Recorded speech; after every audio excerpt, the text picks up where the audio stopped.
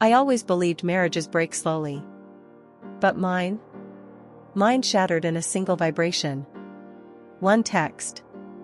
One notification on my husband's phone. A message he tried to hide with his life. "Baby, I missed last night. Same time tomorrow?" My world froze. He was standing right in front of me, pretending to love me. Pretending to be faithful. Pretending to be mine. But the truth? My husband had a whole secret life I knew nothing about. A second world. A second woman. A second name. And the night I followed him, I discovered something far darker than cheating. Something I still wish I never saw. My name is Maya. Married for 4 years. 2 years of pure love. 2 years of feeling him slipping away.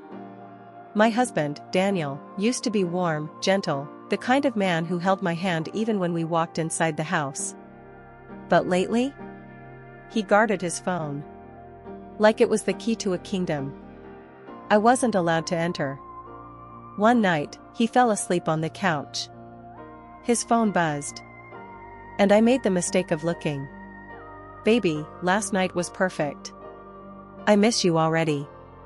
Not hey, not hi. But baby. My heart cracked so loudly I swear I heard it. I shook him awake. "Daniel, who is she?" His face turned pale. Not angry. Not confused. Just caught. He grabbed the phone so fast he almost dropped it. "Maya, it's not what you think." Every cheater in history says those exact words. I didn't scream. I didn't cry. I just whispered. "Then explain it." But he couldn't. His lips moved, but no sound came out. That moment told me everything. Something was very, very wrong. For the next 2 weeks, I watched him. He took late-night calls. He left 4 errands at 10 p.m. He showered the second he got home. And he started smelling like a perfume I didn't own. He even changed his phone password. Not once. But twice. He was slipping away from me. Like sand through fingers. So I made a decision.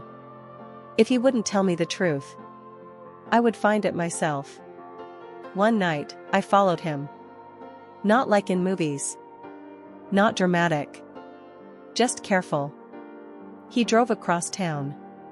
To a neighborhood I'd never seen him in. Expensive cars. Tall buildings. A world we couldn't afford. He parked. And walked inside a luxury apartment building. Like he belonged there. My breath stopped. Who was he visiting? Why did he know this place? Why did he look so comfortable? But the answer didn't come until later. The next day, I went back alone. I walked into the lobby. And pretended I lived there. I asked the front desk. "Hi, does Daniel Thompson live here?" My husband left his wallet. The receptionist smiled. "Oh, Daniel? Yes, he lives on the 12th floor." My blood turned to ice. He lives here? Lives? Not visits. Lives? I rode the elevator with shaking hands. Knocked on his door. A woman answered. Beautiful. Silky hair. Red lips. A robe tied loosely around her waist. And behind her, a baby crying. I couldn't even breathe. "Can I help you?" she asked. I whispered. "I'm Maya. Daniel's wife." Her face dropped. Her eyes widened. And then she said it. "Wife." He told me he was divorced. My knees almost gave out. "Divorced?" I repeated. She nodded. And then she stepped aside. Inside the apartment, photos lined the wall. Photos of her and Daniel. Smiling. Kissing. Holding a newborn baby. My husband had a second family. I couldn't speak. I just stood there shaking. She told me everything. Heavy checkmark. Daniel had been with her for 2 years. Heavy checkmark. He stayed there during work trips. Heavy checkmark. He helped raise her baby. Heavy checkmark. He paid half of her rent. Heavy checkmark. He told her I was crazy and dangerous. Heavy checkmark. He told her I stalked him. I felt like I was dying. I asked the only question that mattered. Does he love you? She hesitated. A long, painful silence. Then she whispered. I thought he did. But he disappears for days. He lies to me too. It hit me. He wasn't cheating with her. He was cheating on both of us. He didn't have a secret life with her. He had a secret life from everyone. I waited for him at home. When he walked in and saw me, he froze. He knew. You went there, he whispered. Yes, I said. And now you're going to tell me the truth. His hands shook. His voice cracked. Maya. I messed up. I can fix this. You have a whole other life. No, he snapped, not a life. A mistake. A mistake? A baby? A second apartment? A relationship? No. This was not a mistake. This was a man who lived by lies. I left him. Not dramatically. Not with screaming. Just quietly. I packed bags. Took my dignity. Took my heart in pieces. And I walked out. He begged. He cried. He promised therapy, honesty, anything. But betrayal changes something in you. A wound healing into new skin. That no longer fits the person who hurt you. 2 months later. The other woman messaged me. Can we meet? I discovered something. We met at a cafe. Her eyes were red, terrified. Maya. Daniel. He wasn't cheating on just us. She slid a folder across the table. Inside were 3 more women. 3 more addresses. 3 more lives. He had. Not 1 secret life. Not 2. But 5. 5 women. 5 stories. 5 versions of himself. He wasn't just unfaithful. He was a pathological liar. A manipulator. A man who built worlds. And lived in all of them. And suddenly, my pain made sense. I wasn't his failure. He was. I didn't take him back. I didn't forgive him. I didn't chase closure. I built a new life. A quieter life. A safer life. And now, whenever my phone buzzes, I don't fear the vibration. I survived the truth. I survived him. And sometimes surviving is the most powerful revenge. I thought the worst part was discovering my husband had another woman. I thought my heart had already survived the deepest cut. But I was wrong. Because the moment I walked away from him, the dominoes started falling. His lies weren't ending. They were unraveling. And I was about to discover that the man I married was capable of things far darker than cheating. 2 months after I left him, I hadn't heard his voice. Hadn't seen his face. Hadn't felt anything except exhaustion. Then I got a message from the woman he cheated with. We need to talk. It's serious. My stomach dropped. Not again. Not more lies. Not another storm. But curiosity is a dangerous thing. It pulls you back into fires you swore you'd never touch again. We met at a small cafe. She looked terrified. Not sad, not angry. Actually terrified. And then she said the words that changed everything. Your husband wasn't cheating on just us. She slid a folder across the table. My hand shook as I opened it.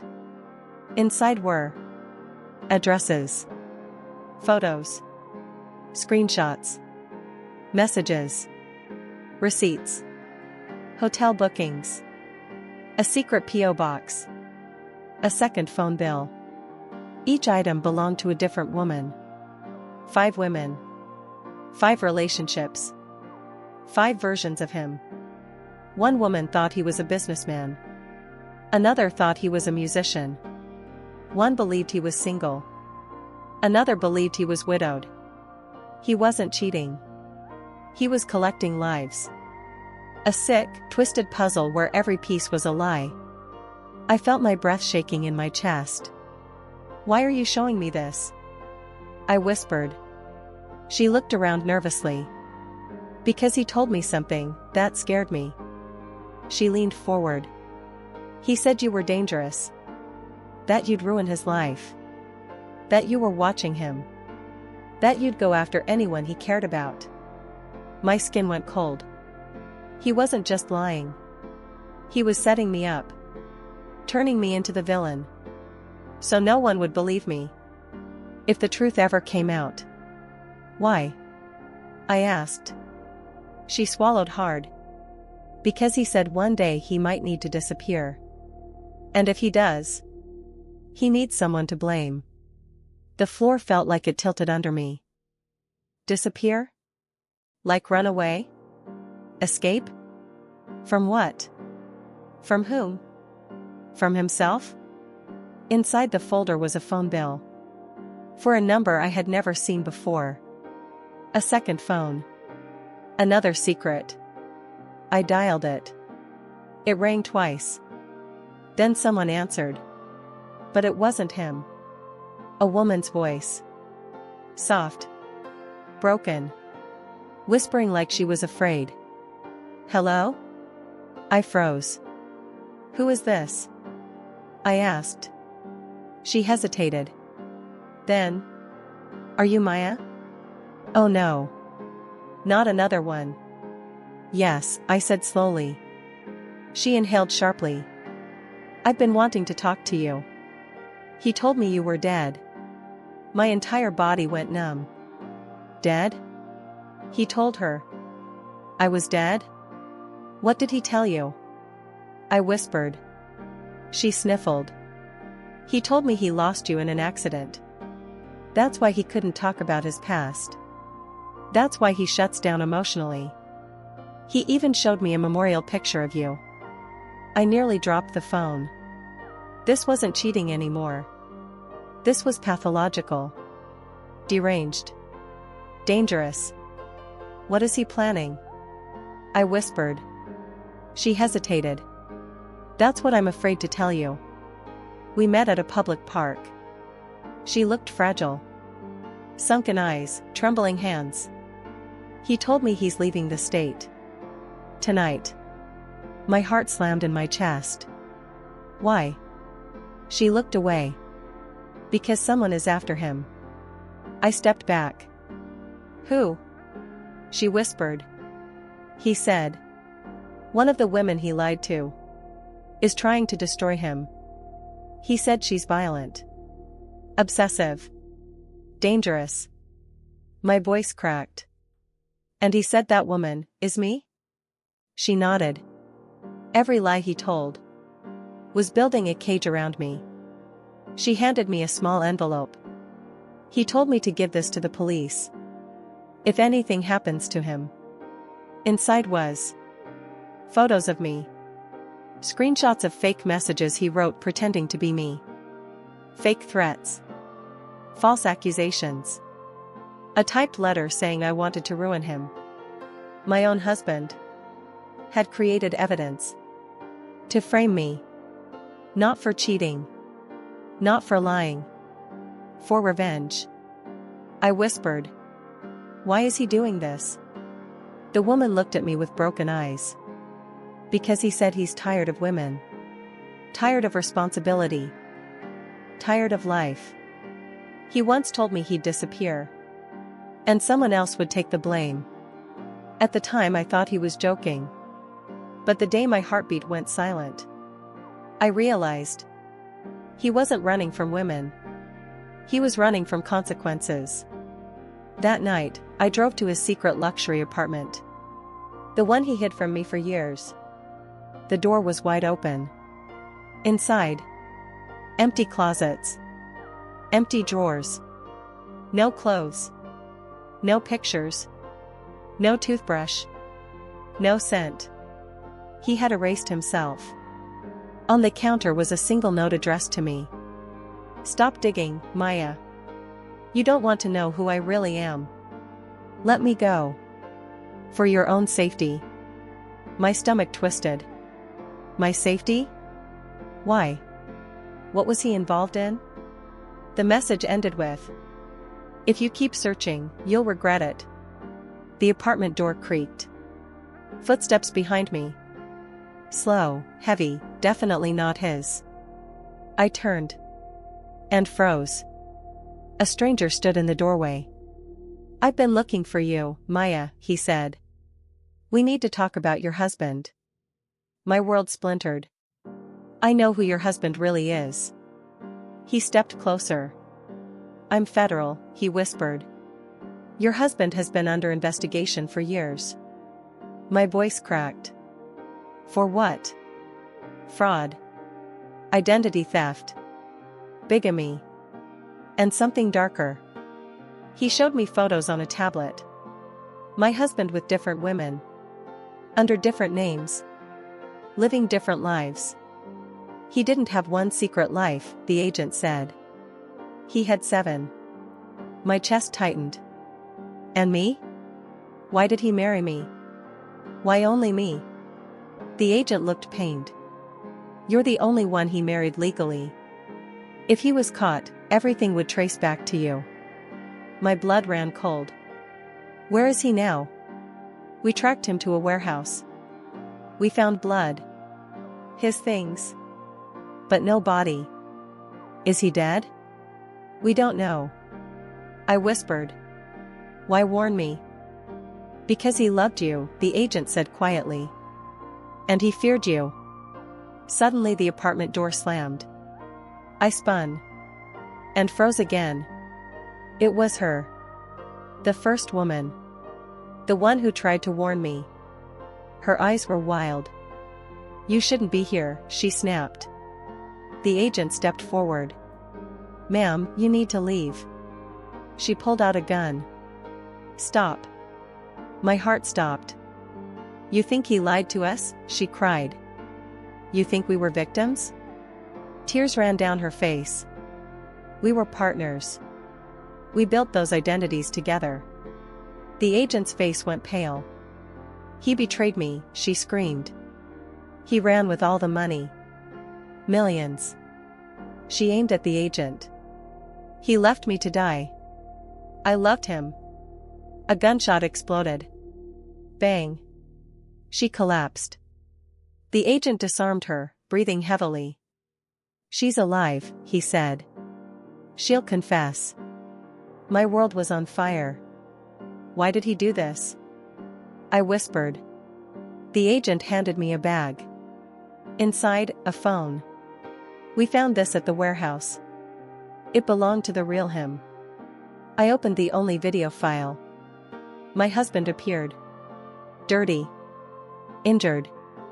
Crying. Maya. I'm sorry. I don't know how to stop. I don't know how to be one person. Tears rolled down his face. You were the only real thing. But the others, they're hunting me now. If I disappear, don't look for me. Don't trust anyone. Just live. The video cut off. I collapsed in silence. He wasn't only a monster. He wasn't only a victim. He was both. And he was gone. Weeks passed. I moved cities. Started over. The investigation ended. But him. No trace. Not alive. Not dead. Sometimes at night. I feel like he's out there. Beginning a new life. With a new name. But now. I'm not afraid. Because if he ever comes back, I'll know exactly who he really is.